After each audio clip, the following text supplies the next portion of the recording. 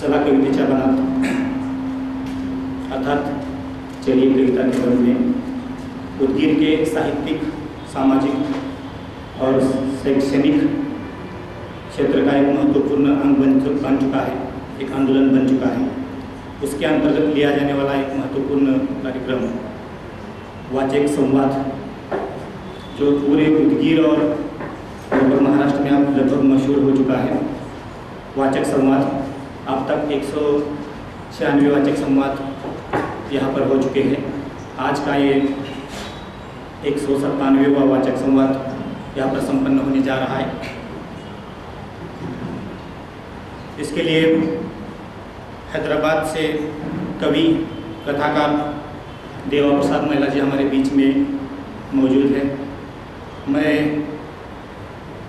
आज के संवादक श्री देवा प्रसाद महिला जी से अनुरोध करता हूं कि आप मंच पर आइए, मंच पर पधारिए और तालियों के साथ हम सब उनका स्वागत करेंगे। अध्यक्ष के रूप में भी हैदराबाद से आए हुए जाने माने कवि श्री मानी सीताराम जी से मैं अनुरोध करता हूं कि आप भी मंच पर पधारिए और आसन ग्रहण कीजिए।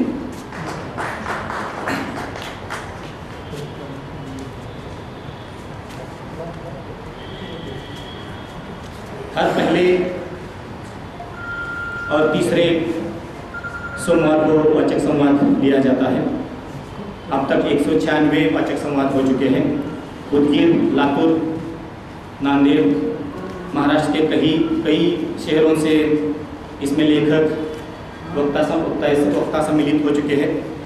आज इसके पहले एक विदेशी संवाद भी यहाँ पर हो चुका है, अंग्रेजी संवाद भी यहाँ पर हो चुका है। आज का ये विशेष संवाद हिंदी संवाद है। मुझे लगता है कि हिंदी संवाद, ये पहला ही हिंदी संवाद हमारा शायद है। आज का हिंदी विशेष संवाद, जिसके लिए देवा प्रसाद महिला जी मंच पर उपस्थित है और अध्यक्ष के रूप में सीताराम माने जी, हैदराबाद के एक मशहूर कवि, जिनका गांव हमारे लातूर जिले में ही आता है। मैं फिर से एक बार सबसे अनुरोध करता हूं कि तालियों के साथ हमारे आज के मुख्य अतिथि और अध्यक्ष जी का स्वागत करेंगे।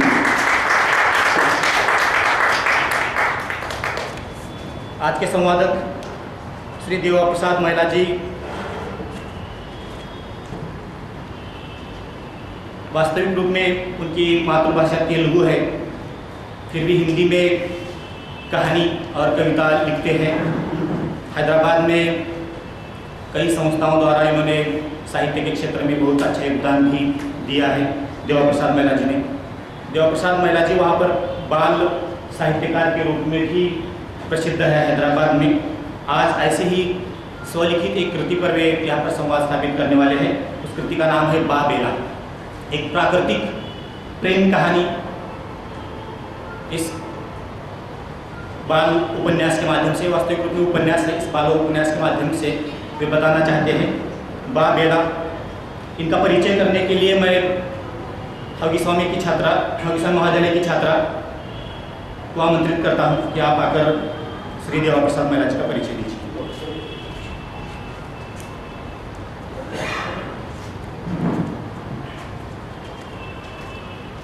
हमारे कार्यक्रम के अतिथि देवा प्रसाद महिला जी का मैं संक्षिप्त परिचय आपके सामने देने जा रही हूँ।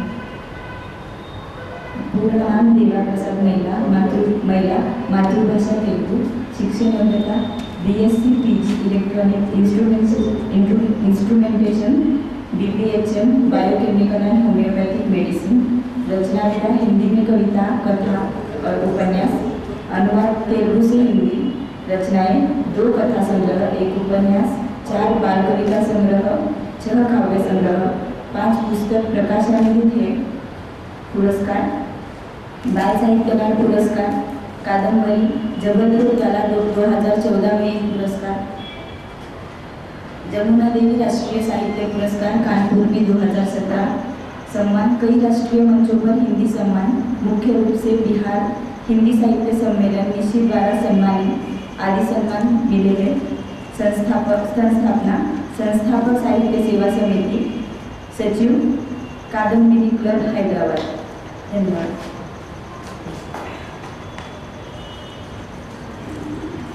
धन्यवाद। मैं फिर एक बार इन दो महानुभावों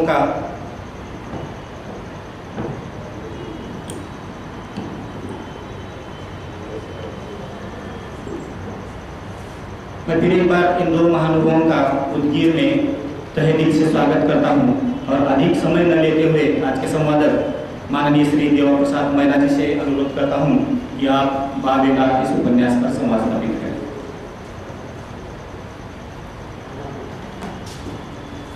धन्यवाद शिवांशी जी।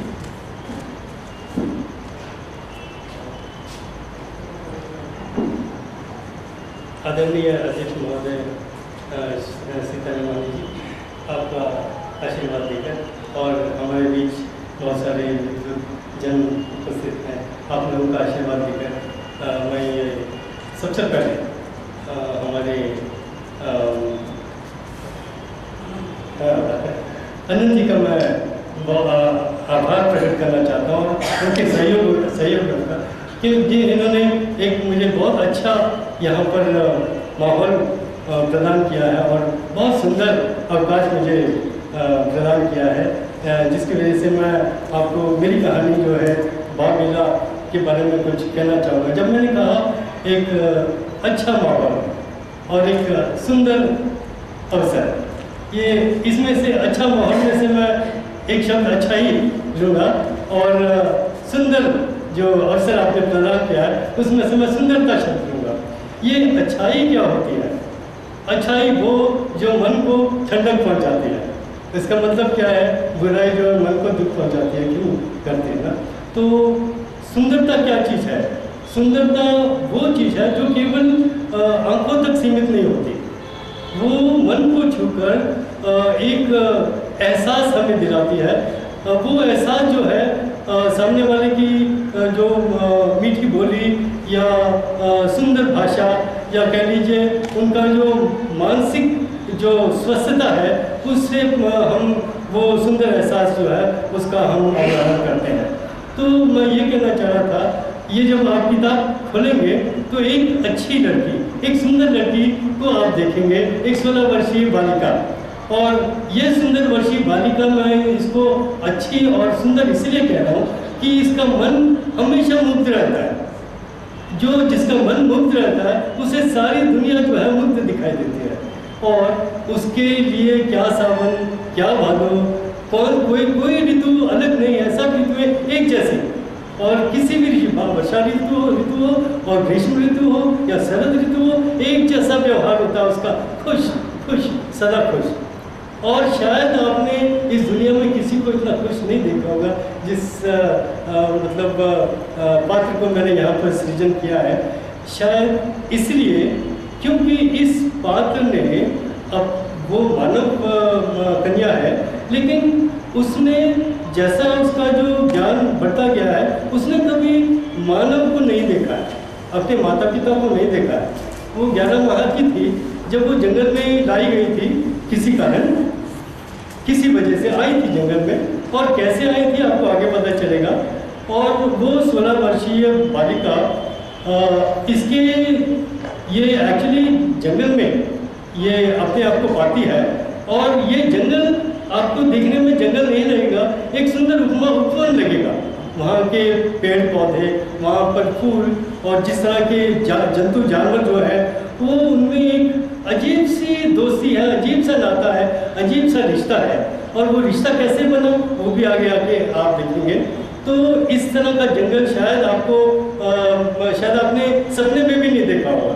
तो इस तरह का जंगल का यहाँ सृजन किया गया है। और ये जो बालिका है, 16 वर्षीय बालिका, दिन भर अपने मित्रों से, जैसे पेड़ पौधे इसके मित्र हैं, और फूल कलियाँ पत्ते जो भी वो इसका इंतजार करते हैं कि हाँ एक बार आए, बेला हमें छुए। और बेला भी एक जगह पे नहीं रहती, खुदकती फिरती है, एक जगह उछल कूद नाच गाते हुए यहाँ से इस कोने से उस कोने तक। जंगल में कोई ऐसी जगह नहीं होगी जो एक दिन में वो पूरा घूम फिर के नहीं आती होगी। थकी थकाई वो जब वापस अपनी कुटीर में आती है तो वहाँ पर एक बनमानुष को देखती है। बनमानुष इसका इंतज़ार कर रहा होता है, और बनमानुष के उछल के बनमानुष की गोदी में जाती है ये 16 साल की, और बनमानुष उठा के उसे झुलाते हुए अपनी कुटीर में ले जाता है। और वहाँ पर वनमानुष इसके लिए फल तैयार करके रखता है। ये भी अपनी तरफ से वनमानुष के लिए फल लेकर आती है पूरा जंगल घूमकर। तो वहाँ पर फलाहार होने के बाद जैसे सूर्यास्त होता है, दोनों हंसी मजाक कर लेते हैं, एक दूसरे को छेड़छाड़ कर लेते हैं। उनकी अपनी भाषा होती है, वो भी कैसी बनी वो भी बताऊंगा मैं आपको। तो वहाँ पर कुटीर में इसका एक बिस्तर है और उस बिस्तर पे वो लेटती है। जब वो लेटती है, जो वनमानुष है उस एक हाथ से उसके सर को सहलाता रहता है, एक हाथ उसके हाथ में रहता है और उसके बिस्तर के बाजू में बैठा और उसके सोने तक बस उसको उसका सर सहलाता रहता है। और जब उसको नींद में चली जाती है, नींद में जाने से पहले जब सूर्यास्त हो जाता है तो कुटीर में रोशनी होती है। ये जो जुगने होते हैं ना, जुगनू भी इस लड़के को इतना प्यार करते हैं कि वहाँ के कुटीर के भीतर वो अपनी छोटी छोटी रोशनियों से रोशन करके रख देते हैं। जब ये नींद में खो जाती है तो अपने आप बाहर निकल जाते हैं, जुगनू वहाँ से निकल जाते हैं। और ये जो वनमानुष है ये काफ़ी देर तक घूमता है, नींद भी आती है। ज़्यादातर हमेशा ये कोशिश करता है कि वो सोए ना, जब तक ये सुबह ये जागती नहीं है ये युवती, तब तक वो कोशिश करता है कि वो सोए ना। जब वो सोता नहीं है वो अपने अतीत में चला जाता है। जब वो अतीत में चला जाता है तो कभी कभी उसकी आंखों से आंसू भी आ जाते हैं कि जिस अतीत से मैं आया हूँ और जिस वर्तमान में मैं हूँ, वो अपने इस अतीत और वर्तमान में इतना भेद, इतना फर्क देखता है कि अतीत में वो एक समय ऐसा आया था, उसको लगा था कि वो आगे जिएगा, अगला पल उसका होगा कि नहीं होगा। और अब जिस माहौल में हुआ है वो समझता है कि स्वर्ग भी शायद ऐसा होता होगा।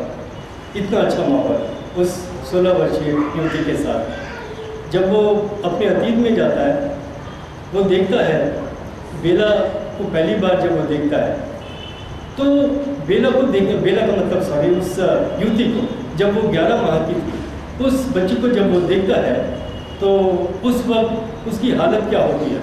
सारे शरीर में घाव, जैसे वो युद्ध करके आया हो, किसी से लड़के आया हो और किसी शेर ने उस पर हमला किया, उसके झपटने का वार करने के जो निशान है उसके शरीर पे आप देखेंगे।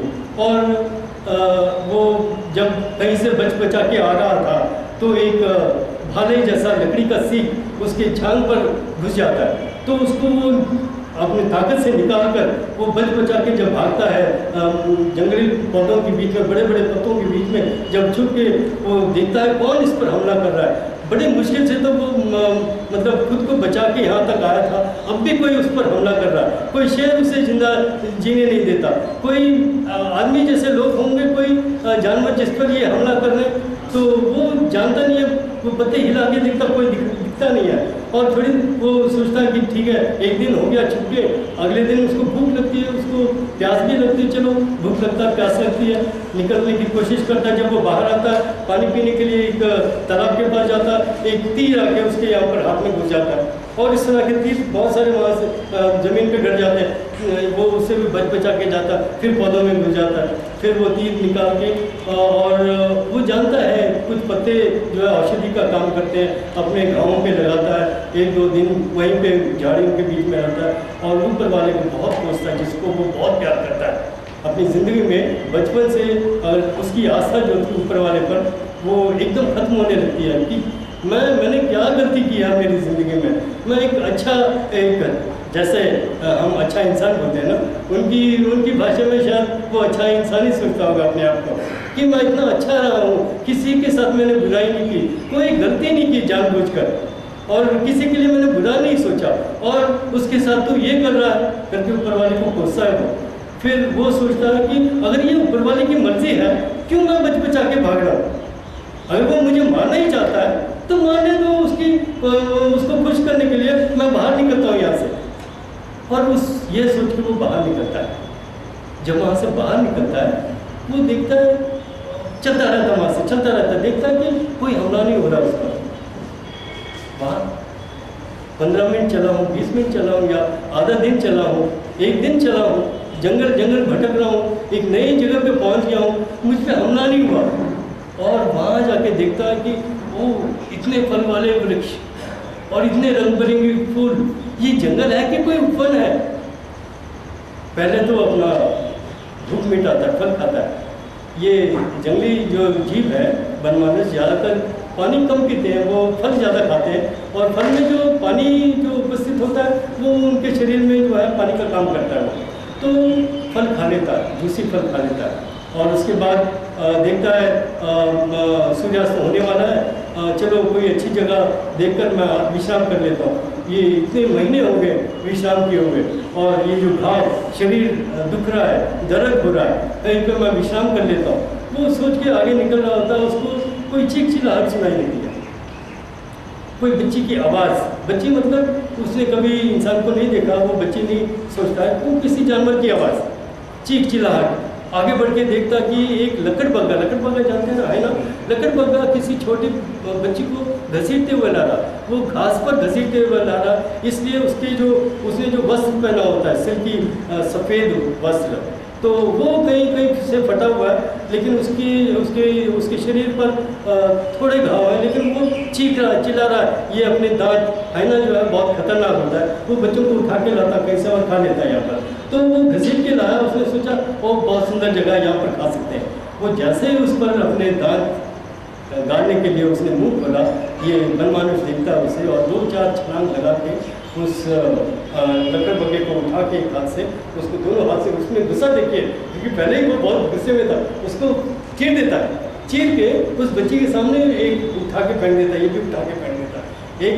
एक भाग तो पौधों में गिर जाता है, दूसरा भाग पत्तों में लटक के, टहनियों में लटक के, अभी लहूलुहान हो रहा होता है, लहू उसमें से गिर रहा होता है। तो बच्चा जो है, छोटी बच्ची जो है, वो ऊपर देखती है और कभी इसकी तरफ देखती है, और ये सोचता है शायद बच्ची अभी चुप है, मैं इसको गोद में ले लेता हूँ। तो ये जो भी जानवर है चुप है, मैं इसको गोद में ले लूँ। जब पास जाके हाथ लगाने की कोशिश, बच्ची चीख पड़ती है, एक मुसीबत टली तो दूसरी मुसीबत आ गई, बच्ची ये सोचती है। फिर वो समझ जाता है, वनमानुष समझ जाता है, वो समझदार है, तो उसको देख के एक कदम पीछे जाता है, फिर देखता है वहाँ पर रसीले फल हैं, वो पलटियाँ मारकर उससे कुछ रसीले फल लेके आता है। उसका हाथ बड़ा होता है, लेकिन छोटे छोटे रसीले फल वो बच्ची के आगे करता है, तो बच्ची को भूख लगी होती है, तो बच्ची ये सब नहीं देखती है, जब भूख लगती है ना, उठा के मुँह उठाता है, फिर इसकी आंखों की तरफ देखती है, फिर ऐसे करके फिर धीरे से खाते जाके एक बार फल लेता है। तो इस तरह जब वनमानुष देखता है कि बच्ची बिजी है, तो उसको उठा लेता है, अपने बालों में उठा लेता है, और वो फल खाने में वो मशरूफ़ है, और ये नहीं सोचती कि इसने उठा लिया, तो 11 महीने की बालिका। तो मैंने जब कहा था कि आर्टिस्ट को कि उसकी बाँह पर इसको बिठाइए, उसने हाथ में बिठा दी बच्ची को, तो ये नज़ारा था बाँह बिठाना। तो उसको उठा लेता ना, जब वो उठा लेता है तो बच्ची चुप होती है, उसको नज़दीक से देखती है, और एक फल लेके खा रही होती है, उसको नज़दीक से देखती है और हैरानगी से देखती है कि ये जानवर कुछ नहीं कर रहा मुझे, और उसको जो है मुलायम बहुत अच्छा लगता है उसको, और एक वो कंफर्टेबल पोजीशन बोलते हैं ना उसको, वो कंफर्टेबल पोजीशन उसको मिलता है। तो ये भी वनमानुष जो है ना, उसको पता नहीं चलता इसके साथ क्या करूँ। वो सोचता कि ये जो जीव है ये जानवरों जैसा नहीं है, और उसको मालूम है जब उसकी नानी और दादी जो परियों की कहानियाँ सुनाती थी ना, जब वो वनमानुष छोटा था, उसको लगा कि ये शायद ऊपर से गिरी होगी, कहीं से आसमान से कहीं से टपकी होगी, और इस लकड़बग्गे को मिली होगी, लकड़बग्गा आने लगा तो मैंने समय पर बचा लिया। तो ये ही सोच रहा होता है। उतने में क्या होता है, एक बिल्ली आती कहीं से, बिला एक पीली दाढ़ियों वाली बिल्ली आती है, तो पास आके म्याऊं म्याऊं करके तो जो वनमानुष है उसके पैर पर के वहाँ बैठे। ये बच्ची जो है झुक झुक के उसको देखने की कोशिश करती है। तो वनमानुष सोचता अब तक तो ये जीव यहाँ नहीं था, ये बिल्ली कहाँ से आ गई। उतने में थोड़ी देर में उधर से एक कुत्ता भी आ जाता, पूँछ हिलाता हुआ, कुत्ता भी आया पूँछ हिलाता हुआ। तो वो पास आके वो सीधी सी आवाज़ निकालता है।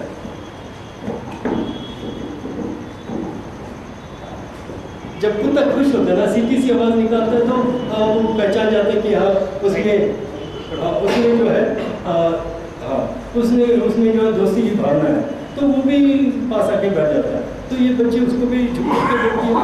इतने में 2 खरगोश आ जाते हैं, उतने में 2 हिरन आ जाते हैं, उतने में उधर से एक शेर भी आ जाता है, इधर से एक भालू भी आ जाता है। तो ये सब कहाँ थे अब तक? बात जो है हैरान हो जाता है, मतलब ये बनमानुष हैरान हो जाता है।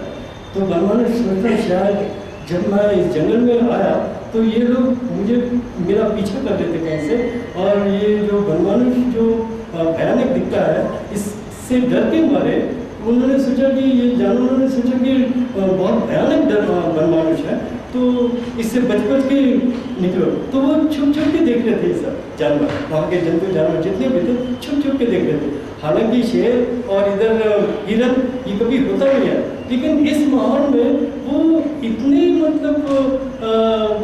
मतलब वो उनके मन में इस तरह की भावना है कि वो जो भेदभाव जो होते हैं ना उनमें, वो उनको उस वक्त वो सूझा ही नहीं, भेदभाव तो सूझा ही नहीं। तो एक पास आके बैठ गए, उनको ऐसा लगा कि ये अलग ही नज़ारा है, ऐसा जानवर, काला जानवर तो उन्होंने कभी नहीं देखा, ये छोटा जीव इसको भी कभी नहीं देखा।